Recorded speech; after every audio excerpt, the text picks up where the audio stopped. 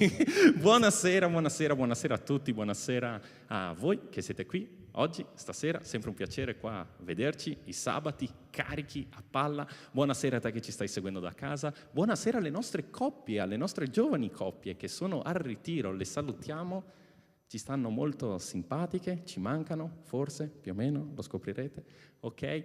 E comunque mettiamo su un po' di voce qua, un po' di voglia per scaldarci, no? Quindi se io dico buonasera, voi rispondete buonasera, ok? Facciamo una piccola prova? Dai, tutti insieme. Buonasera? Buonasera! Ok, perché è sempre una buona sera, no? Quando siamo qua riuniti insieme è sempre una buona sera. E oggi concluderemo un percorso che è durato abbastanza a lungo, un bel percorso, no? Il libro che abbiamo letto, che abbiamo tirato avanti con tanti bei studi. E quello che voglio è sottolineare un punto importantissimo che lo possiamo trovare in Giosuè. La storia di Giosuè è incredibile. Lui doveva essere successore di Mosè, un uomo che, wow, importantissimo, oh mio Dio, come farò?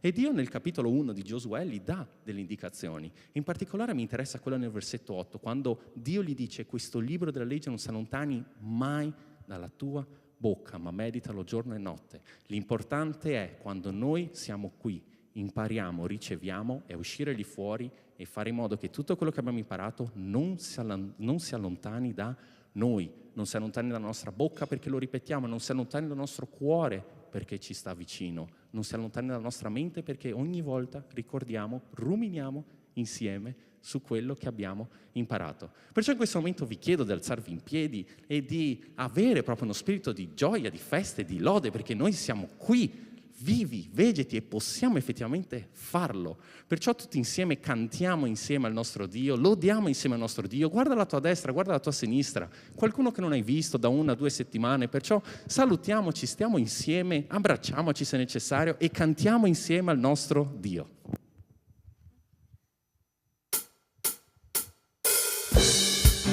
Battiamo le nostre mani.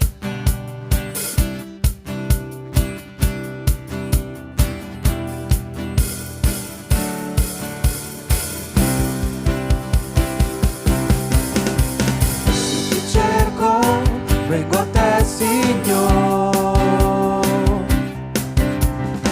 mentre ancora in silenzio sei. Io ti cerco e adesso aspetto te, rivelati a me, Signore, voglio te, Signor, ti voglio sentire te, io voglio più di te,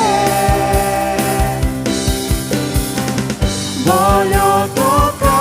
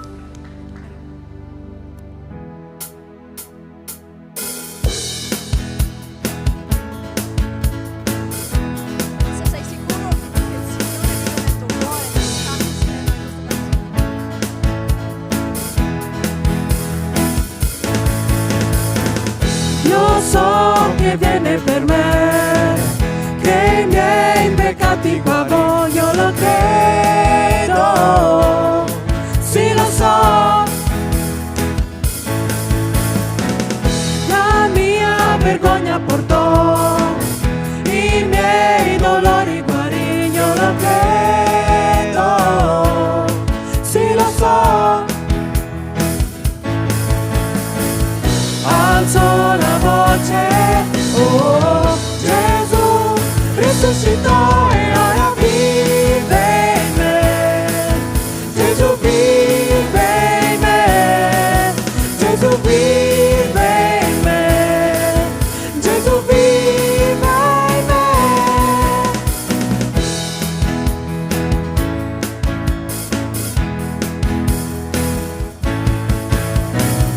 Io so che viene per me, che i miei peccati pagò, io lo credo, sì lo so.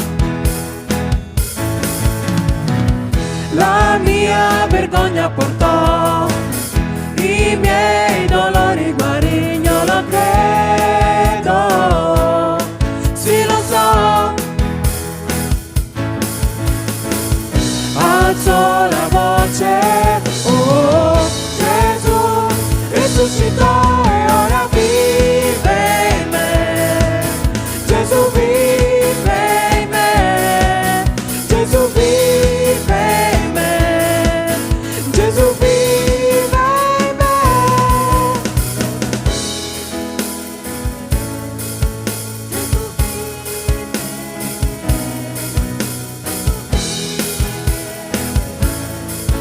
Gesù vive in me.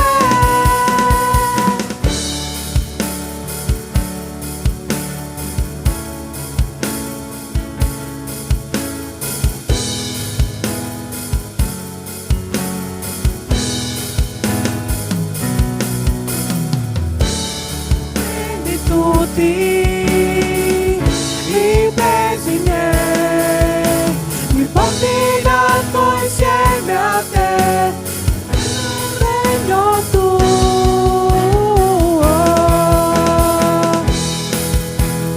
Vive in me, Gesù vive in me, Gesù vive in me, Gesù vive in me, e ora vive in me, Gesù vive in me, Gesù vive in me, Gesù vive in me, e ora vive in me, Gesù vive in me, Gesù vive in me, Gesù vive in me. Un applauso al nostro Signore. Amen. Accostiamoci al trono della grazia perché il Signore ha misericordia di noi. Amen. E uno dei comandamenti che ci ha dato il Signore è di andate e fate i miei discepoli, battezzandoli nel nome del Padre.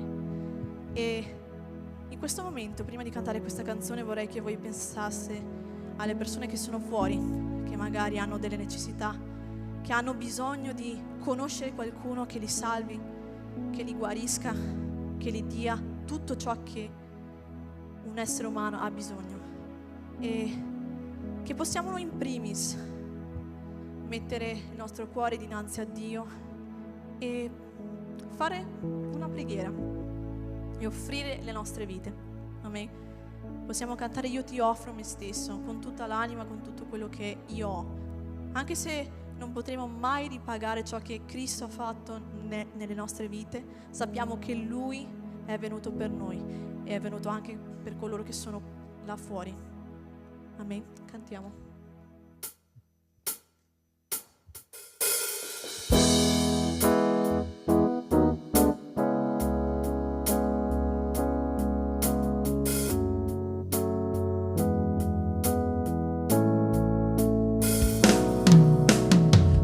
Quello che sono, quello che ho, io lo depongo ai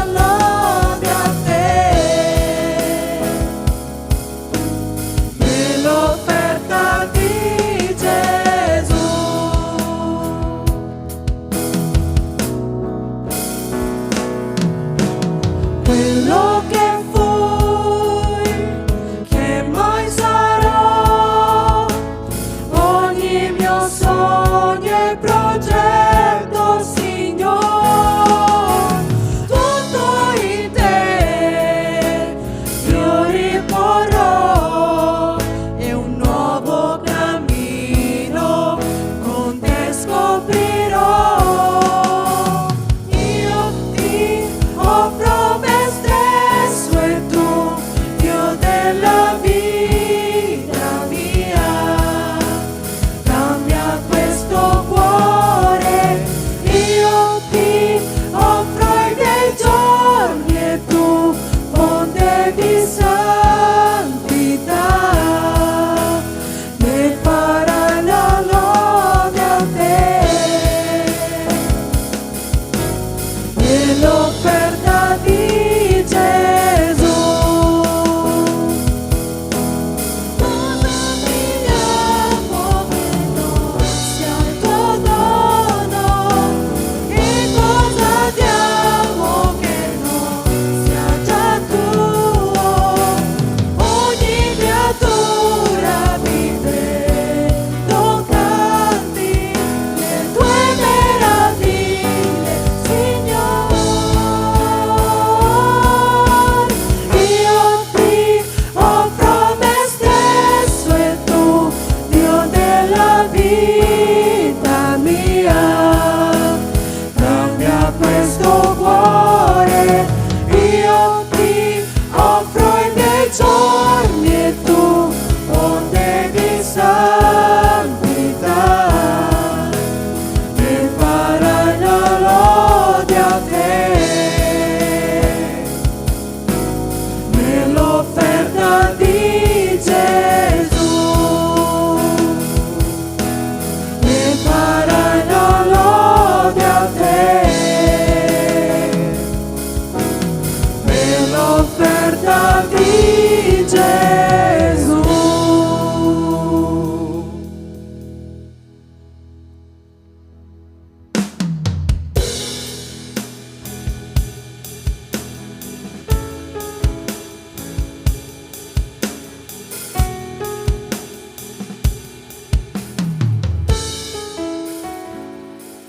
Nella tua presenza, Signore, io trovo conforto, sicurezza, e davanti al tuo trono, Signore,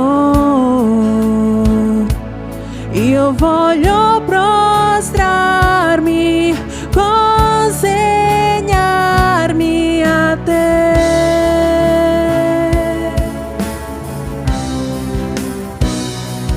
Nella tua presenza, Signore, io trovo conforto, sicurezza, e davanti al tuo trono, Signore, voglio prostrarmi, consegnarmi a te. Sono qui, guardami, solo tu, conosci il mio cuore. Sono qui,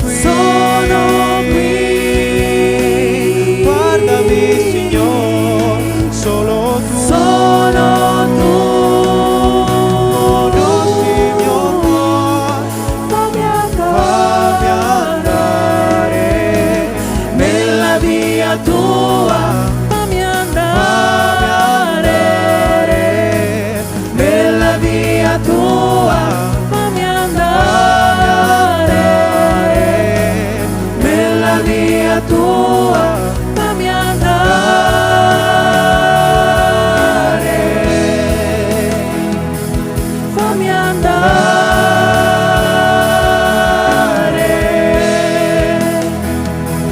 fammi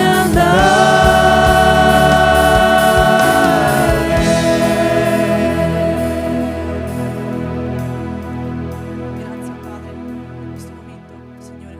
Ti ringraziamo perché tu sei un Dio presente, non sei lontano, Padre. Facci andare nelle tue vie, Signore. Facci sentire, Signore, il tuo amore, perché è soltanto nella tua presenza che noi troviamo tutto di cui noi abbiamo bisogno. E vorremmo che tutti, Signore, potessero sentire quello che noi sentiamo dinanzi a te. E siamo sicuri, oh Padre, che tu farai grandi cose tramite le nostre vite. Noi siamo qui, Signore, per fare la tua volontà, soltanto per fare ciò che tu vuoi che noi facciamo, Padre. Ti ringrazio per tutto quello che sei, Signore, per tutto quello che farai. E sappiamo, Signore, che tu sei un uomo. Tu non sei un uomo e tu non menti, oh Padre. Noi non potremo mai ricambiare, Signore, ciò che tu hai fatto nelle nostre vite. Hai cambiato, Signore, i nostri lamenti in danza, Padre. E ci hai dato delle vesti nuove, Signore, pulite. E oggi noi siamo qui, Signore, nella tua presenza. Dobbiamo soltanto arrenderci, Signore, al tuo amore, Signore, perché è forte e grande. E questo ci basta, Padre. Ti ringraziamo nel tuo nome santo. Amen. Potete sedervi.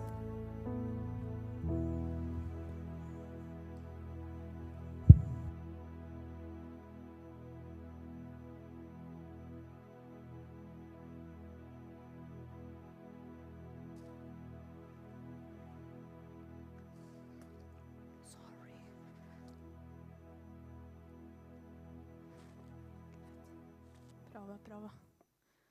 Bene, buonasera a tutti. Come Samuel ha spoilerato, oggi è l'ultimo studio che è basato sul libro Controcultura e abbiamo affrontato diversi argomenti molto importanti e attuali e anche questo sarà molto importante e molto utile a quello che stiamo vivendo al giorno d'oggi. Vogliamo aprire la parola di Dio in Luca capitolo 9, versetti da 57 a 62. Così dice: mentre camminavano per la via, qualcuno gli disse: io ti seguirò ovunque andrai. E Gesù gli rispose: le volpi hanno delle tane e gli uccelli del cielo dei nidi, ma il figlio dell'uomo non ha dove posare il capo. A un altro disse: seguimi. Ed egli rispose: permettimi di andare prima a seppellire mio padre. Ma Gesù gli disse: lascia che i morti seppelliscano i loro morti, ma tu va ad annunciare il regno di Dio. Un altro ancora gli disse: io ti seguirò, Signore, ma lasciami prima salutare quelli di casa mia. Ma Gesù gli disse: nessuno che abbia messo la mano all'aratro e poi volga lo sguardo indietro è adatto per il regno di Dio. Questi 3 uomini erano potenziali seguaci di Cristo, ma nessuno di loro aveva ben chiaro quale fosse la necessità più urgente. E mi auguro che attraverso le loro vite, attraverso i loro errori, possiamo anche noi capire qual è la necessità più urgente oggi. Preghiamo insieme che il Signore possa parlare ai nostri cuori. Signore, grazie per questa opportunità che abbiamo di essere qua, Signore, a ascoltare la Tua parola. Signore, ti ringrazio perché nel nostro Paese abbiamo possibilità di parlare del Tuo nome liberamente. Grazie perché questa opportunità non tutti ce l'hanno. Grazie, Signore, perché ci hai dato una Chiesa per poter condividere questa unione fraterna. E ti chiedo che questa sera davvero tu possa aprire il nostro cuore, aprire la nostra mente affinché possiamo essere toccati dal tuo Spirito Santo e imparare di più, Signore, come vivere una vita secondo la tua volontà e capire qual è la necessità più urgente per le nostre vite. Ti chiedo questo nel nome di Gesù. Amen.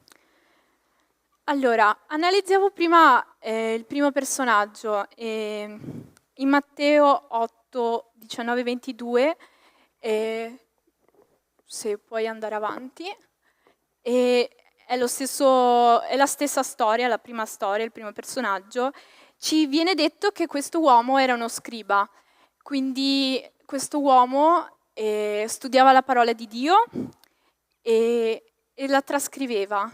Era quello che faceva tutto il tempo e potete immaginare quanto era saggio come persona, quanto era forbito, conosceva in modo approfondito la parola di Dio, quindi immaginate anche che reputazione aveva tra le persone che conosceva, immaginate quanto si sentiva autoritario verso gli altri. E probabilmente Gesù, la figura di Gesù per questo uomo, scaturiva un certo interesse. Immaginate, Gesù a quei tempi stava facendo miracoli, cose che a quei tempi non si vedevano così tanto spesso. Immaginate Gesù che fa dichiarazioni molto diverse da quello che erano abituati ad ascoltare di Dio. E quindi questo scriba probabilmente voleva avvicinarsi a Gesù e conoscerlo, passare tempo con lui e aumentare la propria fama. Gesù in quel periodo era super conosciuto proprio per queste stranezze che diceva, queste cose particolari che non avevano mai sentito.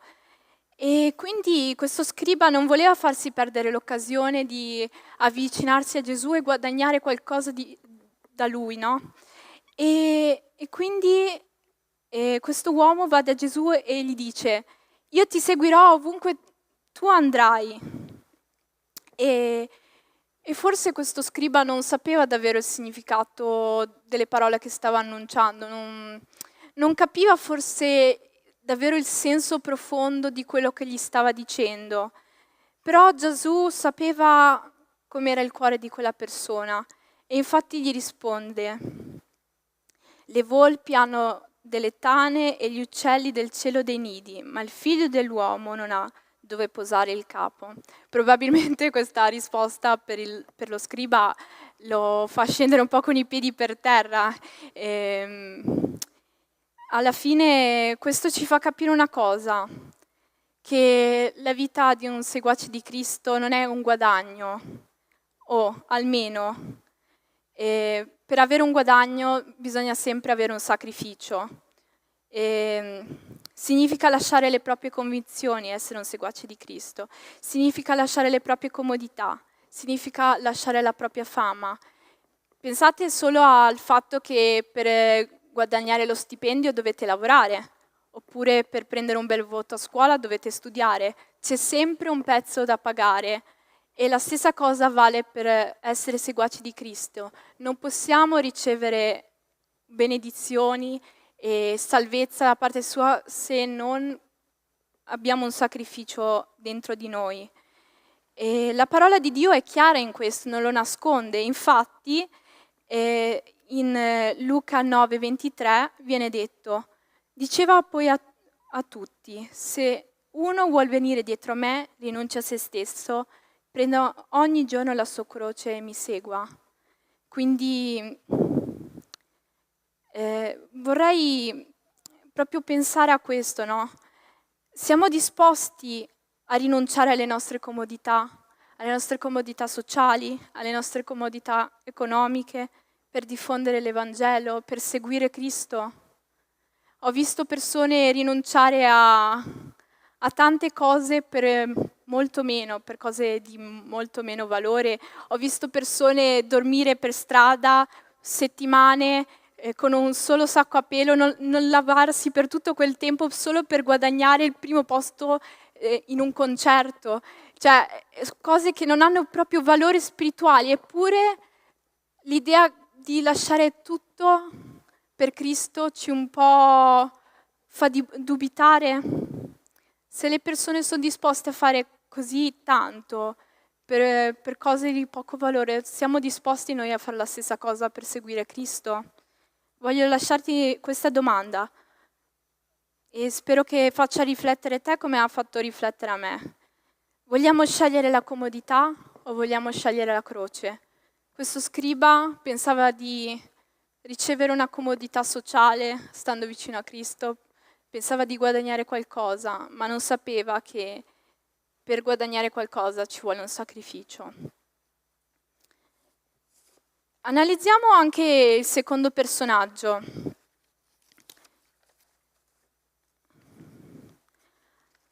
Qua invece è Gesù per prima a chiamare questo uomo e gli dà un comando molto preciso e conciso. Gli dice: seguimi.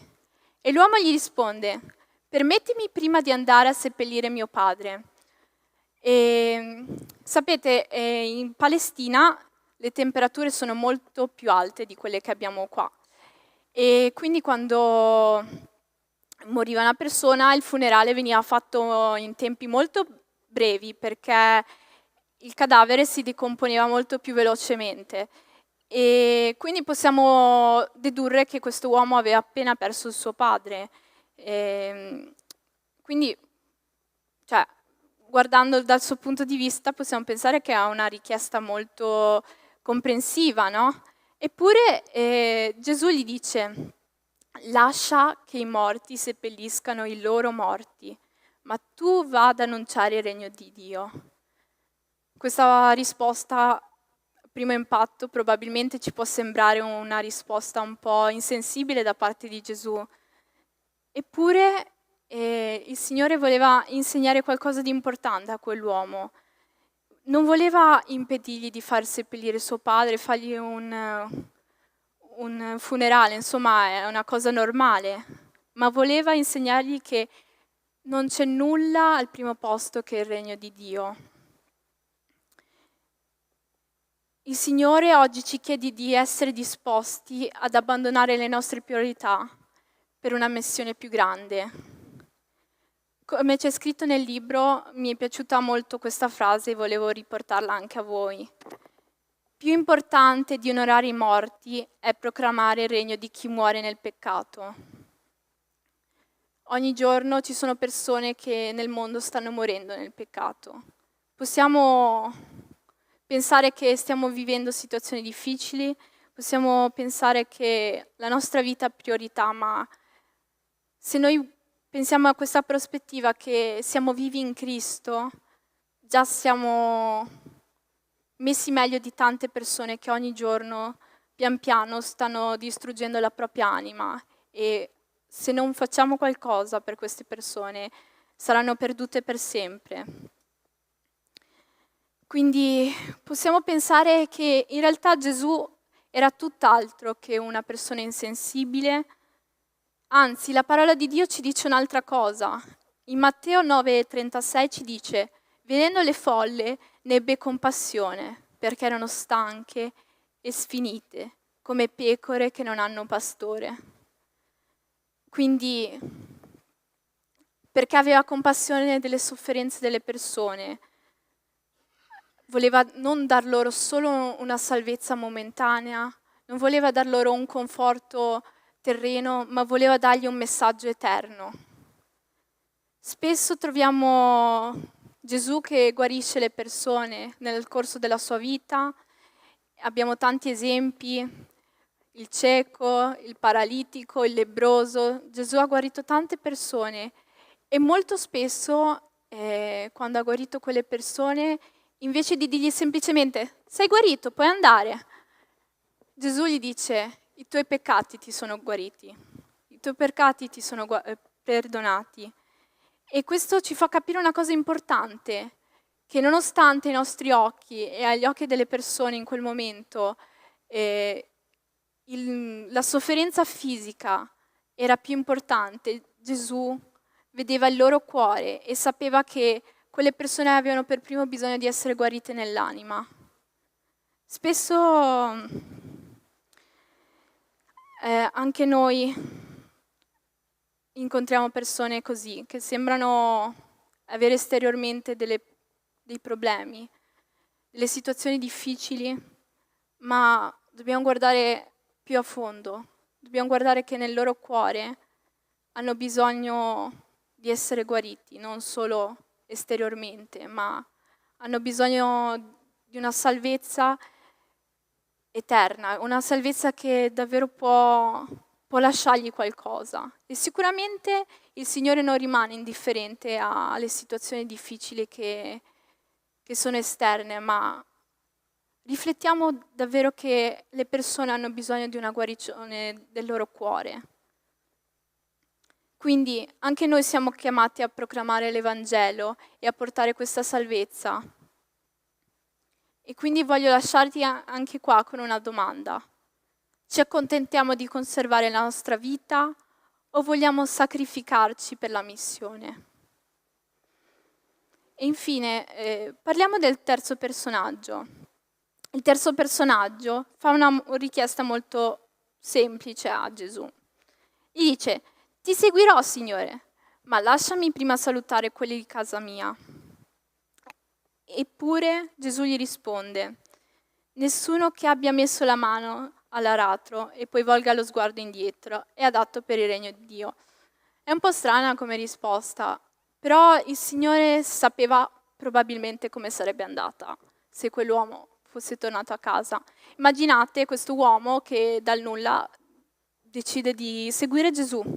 Va dalla sua famiglia, torna a casa, va da sua madre, suo padre, suo fratello, sua sorella, tutti gli altri parenti e gli dice: guardate, ho deciso di seguire Gesù, ho deciso di abbandonare i miei vestiti costosi, mettermi un vestito un po' meno costoso perché tanto cosa serve, sarò sempre in viaggio, non avrò più bisogno di scarpe costose, mi bastano i sandali, quelli che mi servono utili per fare le camminate lunghe per portare l'Evangelo, non mangerò più cibo buono, mangerò quello che mi capita se mi offre qualcuno qualcosa, o forse a volte non mangerò, dipende come andrà.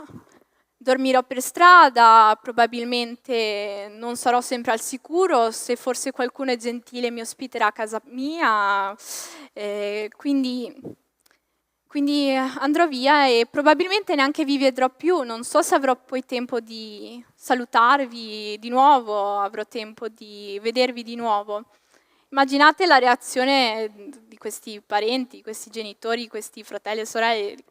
Probabilmente gli avrebbero detto: ma scusa, hai una casa, hai un posto dove stare, hai dei bei vestiti, puoi parlare di Cristo e portare l'Evangelo anche qua, non c'è bisogno che tu vada così lontano che non torni più a casa, hai altre priorità, hai il tuo lavoro, hai i tuoi soldi, la tua indipendenza, non c'è bisogno che rinunci a tutto questo.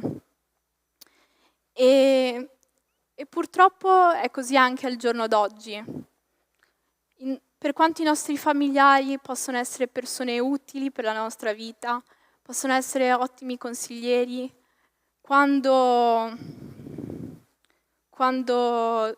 queste persone ci vogliono allontanare dalla volontà di Dio, purtroppo non bisogna dare priorità. A volte i nostri familiari, se ci danno opinioni che ci portano lontani dalla chiamata di Dio, sono opinioni che non bisogna ascoltare. La Bibbia è chiara a riguardo anche di questo. In Matteo 10, 35-37 dice: perché sono venuto a dividere il figlio da suo padre, la figlia da sua madre, la nuora dalla suocera, i nemici dell'uomo saranno quelli stessi di casa sua. E chi ama padre o madre più di me non è degno di me, e chi ama figlio o figlia più di me non è degno di me. Quindi non possiamo superare il valore della chiamata di Dio solo perché per noi i nostri familiari hanno un valore. La chiamata di Dio ha priorità più di qualsiasi altra opinione. E purtroppo ultimamente abbiamo preso una tendenza quando riceviamo una chiamata da parte del Signore, ed è la tendenza dell'indecisione. A volte abbiamo bisogno di 1000 conferme da parte di Dio, no? Che ne so, pensiamo: Signore, rispondimi attraverso il versetto della Bibbia stamattina. Ah, Signore, potresti darmi conferma attraverso lo studio biblico settimanale dei pastori. Ah, se solo, Signore, magari mi mandassi una persona che non conosce la mia situazione, che mi dice tutto quello che mi hai detto tu per confermarmi che è giusto. Ah, Signore, vorrei davvero tanto che nella domenica si parlasse durante la predica di quello che sto vivendo per confermarmi se davvero tu mi stai chiamando a fare questo. Oppure ci mettiamo a chiedere opinione a chiunque capita, no? E ci mettiamo a chiedere conferma alle persone che ci stanno attorno, che in sé non è neanche sbagliato, però quando continuiamo, questo nel tempo rischia che la nostra indecisione diventa inazione e purtroppo pian piano veniamo paralizzati dai dubbi e questa obbedienza ritardata può diventare una disobbedienza conclamata. Quindi riflettiamo, secondo voi è il modo giusto di comportarsi quando Gesù ci dà una chiamata? E vi farò adesso un esempio che magari sarà un po' esagerato, ma è per farvi capire come Dio vorrebbe che noi rispondessimo quando ci dà una chiamata. Immaginate un bambino che sta affogando in una piscina. Vi mettete lì e vi mettete a guardarlo e pensate, cosa potrei fare? Dovrei salvarlo? È la cosa migliore per lui? Oppure devo aspettare, forse arriva qualcun altro? Oppure vi mettete in un angolino a pregare e dire, Signore, è la cosa giusta salvarlo? Dovrei davvero farlo?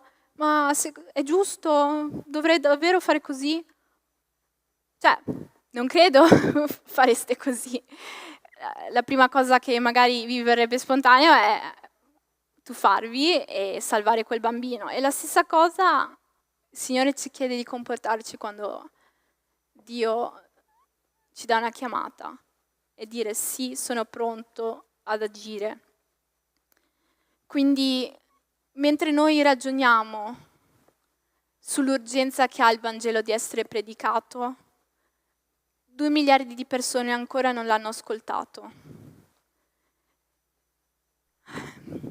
Ragazzi e ragazzi sfruttati nei bordelli, persone discriminate dalla propria etnia, mamme che stanno pensando all'aborto, orfani, vedove, sono in attesa di ascoltare dell'amore di Cristo. Quindi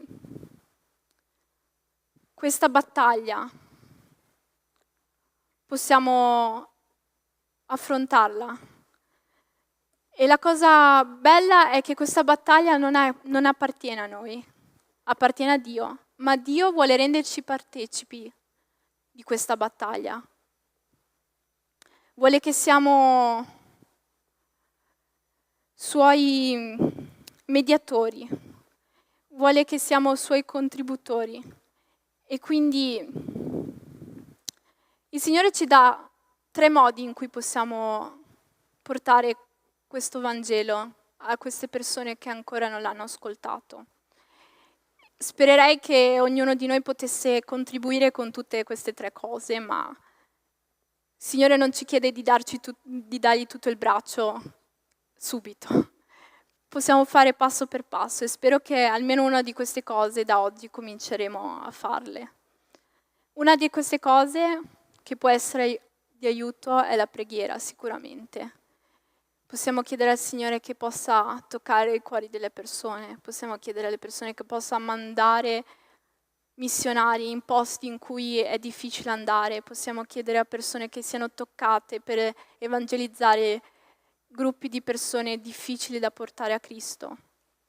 Un altro modo in cui possiamo contribuire sicuramente è economicamente, possiamo donare i nostri soldi a società o a chiese che si occupano di portare l'Evangelo in posti in cui è difficile portarlo. La nostra chiesa, per esempio, appoggia 2 posti, la Siria e il Venezuela. E l'ultimo modo più importante in cui possiamo contribuire per portare la parola di Cristo è andare, come c'è scritto nella parola di Dio, cioè agire. Dio vuole usare il nostro tempo, vuole usare i nostri talenti, vuole usare i nostri soldi per portare l'Evangelo e per far avanzare il suo regno. Questo non dobbiamo farlo mossi dal senso di colpa, ma dobbiamo farlo perché per prima abbiamo ricevuto la sua grazia, perché per primi abbiamo ricevuto il suo amore. Dobbiamo essere mossi da questo amore, dobbiamo essere mossi da questa grazia per portare la parola di Dio a queste persone. E non sottovalutiamo l'opera che Dio può fare attraverso le nostre vite. Il Signore vuole usare ognuno di noi per parlare a queste persone. E voglio lasciarti con questa ultima domanda. Desideriamo una vita contrassegnata da una mente indecisa o da un cuore integro? Attraverso le vite di questi 3 personaggi abbiamo visto davvero cosa possiamo cambiare nella nostra. E vorrei rileggere insieme a voi queste 3 domande che abbiamo letto per poter continuare a riflettere. Vogliamo scegliere la comodità o la croce? Ci accontentiamo di conservare la nostra vita o vogliamo sacrificarci per la missione? Desideriamo una vita contrassegnata da una mente indecisa o da un cuore integro? Chiediamo davvero questo momento al Signore che possa cambiare il nostro cuore, affinché possiamo capire qual è la necessità più grande. La necessità più grande oggi è che queste persone ancora non sono state raggiunte dal Vangelo e noi possiamo essere quelle persone che possono salvarle da una fine che potrà portarle lontano da Dio. Noi possiamo essere un tramite che può salvarle davvero da una situazione che nessun altro magari potrà salvarle. Dio ti ha messo nel tuo posto di lavoro, Dio ti ha messo nella tua scuola, Dio ti ha messo in questo paese, Dio ti ha messo vicino a certe persone per un motivo. Stanno solo aspettando di sentire quella parola di vita. Dio ti ha chiamato a parlare a quelle persone di quello che tu per prima hai ricevuto. Preghiamo. Signore, grazie perché tu hai parlato ai nostri cuori, ci hai dato amore, ci hai dato la tua grazia, hai mandato tuo figlio Gesù a morire sulla croce per noi, anche se non lo meritavamo, Signore. Hai tolto ogni peccato dalla nostra vita, Signore, e ora possiamo riunirci con il Padre.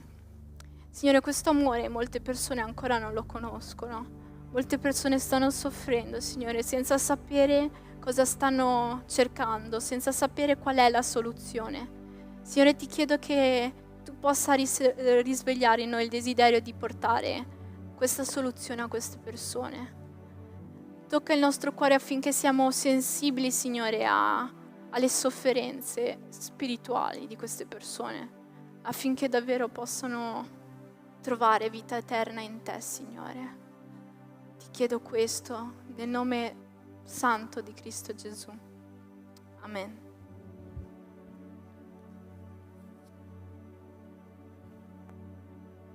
Amen.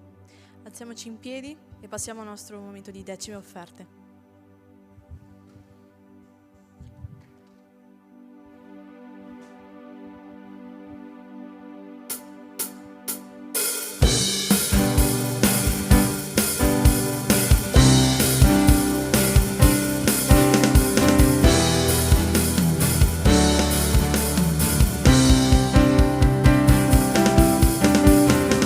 Ti cerco, vengo a te, Signor, mentre ancora silenzio sei. Io ti cerco e adesso aspetto te, rivelati a me. Signore, voglio te. Signor, ti voglio sentire te. Io voglio più di te. Voglio toccarti, vedere il viso tuo. Signore, voglio te. Sto seguendo, sto cercando te. La corona conquista. Sto lottando, niente può fermarmi perché sto seguendo te. Signore, voglio te. Signor, ti voglio sentire te. Io voglio più di te. Voglio toccarti, vedere il viso tuo. Signore, voglio te. Sto seguendo, sto cercando te. La corona conquista. Sto lottando, niente può fermarmi perché sto seguendo te. Signore, voglio te. Signor, ti voglio sentire te. Io voglio più di te. Voglio toccarti, vedere il viso tuo. Signore, voglio te. Signor, ti voglio sentire te. Io voglio più di te. Voglio toccarti, vedere il viso tuo. Signore, voglio te.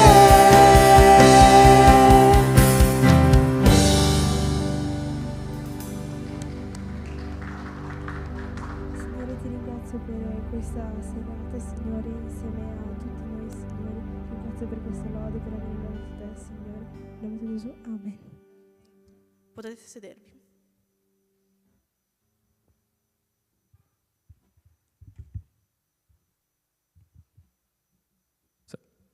Prova. Ok, vi chiedo ancora un attimino di attenzione. Nel frattempo ringrazio la vostra presenza, ringrazio tutti voi che ci avete anche seguito da casa. Nostro momento degli avvisi, sempre speciale. È appena passato il convegno delle giovani coppie, quindi ormai quell'avviso è bello che è passato. Chi c'è, chi non c'è, non c'è. Amen. Ciao a tutti. Ok? Bene. Poi andiamo a marzo, diversi eventi, ok? Principalmente da ricordarsi, 17 marzo, compleanno della Chiesa, ok? Vi aspettiamo numerosi, potremo mangiare, potremo festeggiare insieme. Stiamo parlando di 23 anni nella Chiesa Battista Agape, perciò tutti voi siete invitati qua, caldamente. Poi abbiamo domenica 31 marzo, Pasqua, ok? Che la festeggeremo qua, tutti quanti insieme. Ricordarsi, mi raccomando, dell'orologio, perché cambia l'ora, ok? Quindi bisogna portarlo indietro, se non mi sbaglio, si dorme un'ora in meno, forse, cerco conferme da parte del pubblico, ma il pubblico non lo sa. Mi dicono di sì? Ok, mi raccomando l'orologio, mi raccomando il culto, ok? Molto importante perché ci ritroveremo qui a partire dalle 9, ok? Oh no, ma è prestissimo, io non riesco a dormire. Vuoi mangiare qualcosa di buono? Vieni qua alle 9, ok? Sfruttiamo quel momento per stare insieme, per mangiare, per fare colazione insieme, perciò venite numerosi, invitate tutti, amici, parenti, nemici, tutti, ok? Perfetto. Poi avremo a luglio il nostro campeggio degli adolescenti. Mi raccomando, adolescenti, fatevi forti, fatevi sentire, partecipate, mi raccomando, subito con l'iscrizione regolatevi. Avremo il campeggio dei bambini a giugno, mi raccomando, bambini che non so se state seguendo, ma in caso io avviso i genitori, ok? Mi raccomando, bambini, il campeggio a giugno. E poi abbiamo, basta, credo, forse, abbiamo sempre i nostri ministeri per i quali invitiamo settimanalmente a partecipare, ok? Perciò il ministero sociale, sempre bisogno di qualcosa di utile, che siano vestiti, che siano cibo. Se avete dubbio cosa portare, quando portare, perché se non mi sbaglio la terza domenica del mese c'è sempre la raccolta, potete sempre chiedere a Isabella, potete sempre chiedere a Giada, ok? Abbiamo il nostro bellissimo ministero di lode, di proiezione, di audio, tutti i ministeri che hanno bisogno di operai, ok? La messa è grande, pochi sono gli operai, fatevi avanti operai, Mi raccomando, soprattutto adolescenti che vi ritrovate qui ogni sabato belli, carini, felici. Se volete fare qualcosa per la Chiesa, se volete servire, Signore, ecco. Abbiamo un'ampia, ampissima scelta. Naturalmente le persone di riferimento, se non le conoscete, potete chiedere in giro. Abbiamo Emanuele per la proiezione, abbiamo Bruno per il ministero audio, per il ministero del mixer. Quindi fatevi avanti, ok? Con forza, coraggio, mi raccomando, conto su di voi. Sì, no, no. Sempre il trucco finale, ok? L'ultimo giovedì di questo mese, che cade il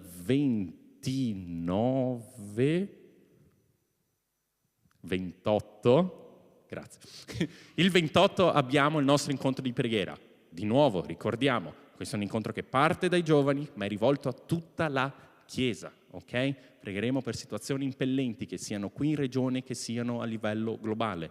In particolare abbiamo Maggie, che era la responsabile di questi incontri, che adesso sta servendo in Polonia, ci ha mandato una richiesta di preghiera, perché lì il confine fra i paesi è una zona molto molto difficile, è una zona molto molto tesa, e indovinate chi ci va in mezzo, chi ci soffre?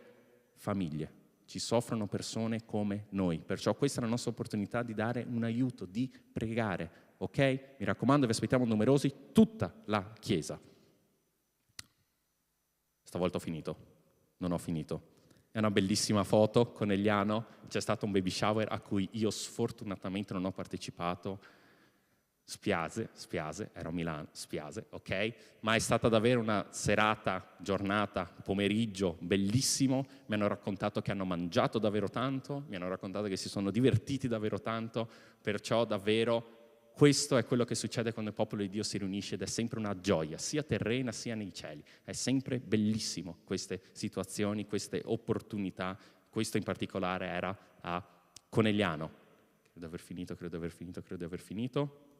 Ok, ho finito. Molto bene, abbiamo i nostri piccoli gruppi. So che non vi vedete da settimane, so che volete tanto salutarvi, però vi invito caldamente a uscire da qui e andare verso i nostri piccoli gruppi, ok? A te che ci hai seguito da casa, grazie, Dio ti benedica, ci vediamo quando Dio vuole. A voi che state seguendo qua, grazie, Dio vi benedica, ci vediamo quando vuole. Ciao, buona serata.